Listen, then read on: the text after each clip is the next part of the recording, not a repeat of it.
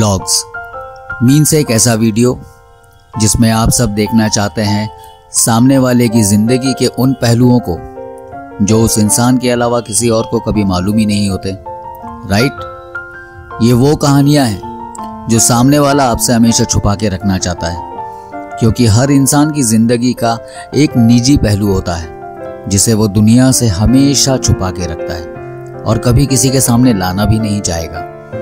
और शायद मैं भी उन इंसानों में से ही एक आम इंसान हूं जो अपनी जिंदगी के बहुत से पहलुओं को आप सभी से छुपा कर रखेगा। लेकिन आज से मैं आपको अपनी जिंदगी के उन अनछुए पहलुओं से रूबरू करवाऊंगा जिन्हें जानने में और सुनने में आपको बहुत मजा आने वाला है, क्योंकि बहुत ही चटपटी सी, खट्टी मीठी और नमकीन सी कहानी है मेरी। और अब तो इस कहानी में कुछ नए किरदार भी जुड़ गए हैं, तो उनके बारे में जानना आपका बहुत जरूरी हो जाता है, क्योंकि ऐसे किरदारों के बारे में जानकर आपको इस बात का एहसास हो जाएगा कि समुद्र मंथन के समय में जो विष समुद्र से बाहर आया था, वो सारा विष हमारे प्यारे भोलेनाथ के पास नहीं जा पाया।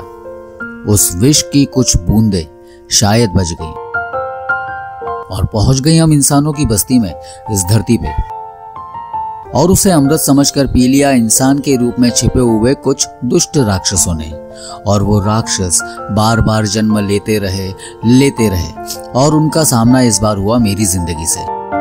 तो इस बार जो व्लॉग्स मैं आपके सामने लाऊंगा ना, उसमें होंगी ऐसी ही कुछ मजेदार कहानियां आपको सुनाने के लिए, ताकि आपको मेरी कहानियों से कुछ सबक मिल सके। लेकिन हाँ, ये कहानी मैंने शुरू की थी और उसे खत्म भी मैं ही करूंगा।